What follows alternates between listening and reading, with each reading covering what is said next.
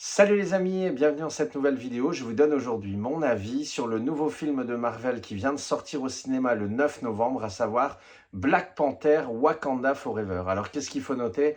C'est qu'effectivement, depuis le premier Black Panther, on a appris le décès de l'acteur principal Chadwick Boseman, qui donc ne fait bien entendu plus partie de cette suite. Alors il y avait deux possibilités, soit mettre un nouvel acteur, soit faire mourir son personnage, et c'est ce que Marvel a décidé de faire, à savoir faire mourir Black Panther et démarrer le film sur un hommage pour Chadwick Boseman et bien entendu le roi T'Challa, de ce monde du Wakanda. Alors, c'est un véritable hommage, c'est-à-dire qu'au début du film, on a vraiment un véritable hommage à l'acteur. Alors, c'est bien fait, parce que quelque part, ils nous font mourir Black Panther, nous, on sait que l'acteur est décédé, il joue sur les deux tableaux, mais c'est, voilà, il faut le dire, un véritable hommage, très long, très respectueux. Il y a des scènes même sans musique qui vraiment vous donnent le frisson.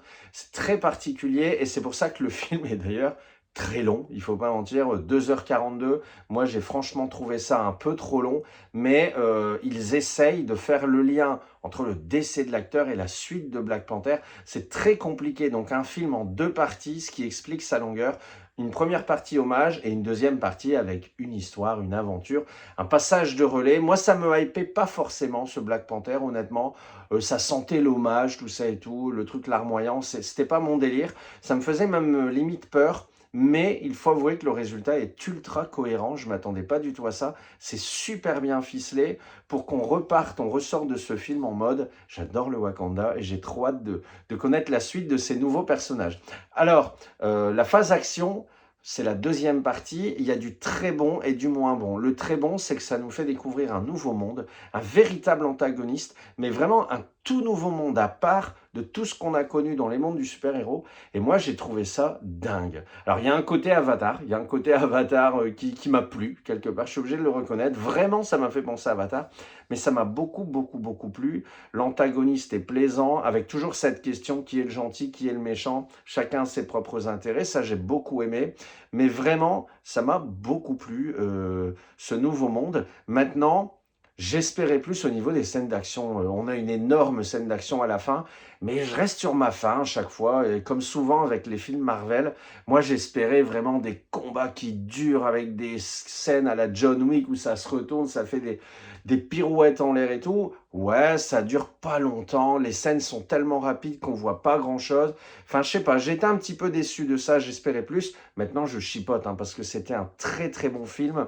L'introduction vraiment de cette bascule entre le décès de Black Panther et la suite du monde de Wakanda, c'était complètement dingue. Alors, ce que j'ai beaucoup aimé, le gros point fort de ce film, c'est la musique. Parce que, bien entendu, le monde du Wakanda, c'est quand même un monde fabuleux. Moi, c'est certainement le monde que j'aime le plus dans le MCU.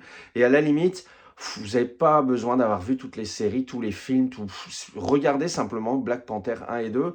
C'est un film à part entière, c'est vraiment un monde à part entière. Moi, le Wakanda, c'est le monde que je préfère. Et il y a vraiment, voilà, une inspiration africaine, même dans la musique, que j'ai adoré. La bande-son, elle est folle.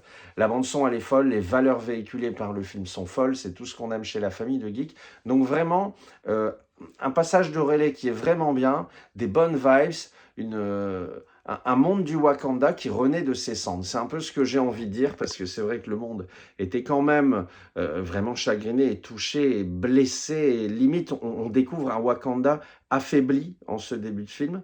Mais voilà, un passage de relais, on tourne la page, on fait le deuil, et puis on voit un petit peu ce qui nous attend par la suite. Et honnêtement, moi, j'ai vraiment kiffé. Avec, alors, une scène cachée à la fin, je ne vais pas vous la spoiler, mais qui est originale, parce que d'habitude, c'est une scène avec des nouveaux personnages, avec ça lance un prochain film, une prochaine série.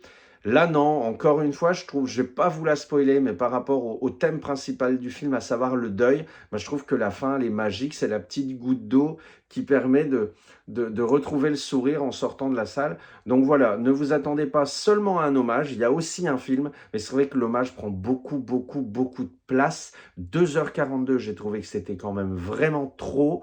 Il y a pas mal de scènes que j'aurais même coupées, je pourrais même vous les citer si vous voulez qu'on en parle en off. Mais en tout cas, une belle surprise, je m'attendais absolument à rien. Et je suis sorti de là vraiment content. Et plus le film avançait, plus je me disais, mais punaise, en fait, c'est vachement bien ce Wakanda Forever. Donc bravo à eux, bravo à Marvel, parce que moi j'étais vraiment déçu de Marvel depuis quelques films Et là, ben, j'avais le smile. Donc voilà, j'espère que ça vous a plu. N'oubliez pas le pouce bleu, n'oubliez pas le commentaire et n'oubliez pas de vous abonner si vous découvrez la chaîne parce qu'il y a pas mal de films dont on va vous parler prochainement. Ciao, ciao!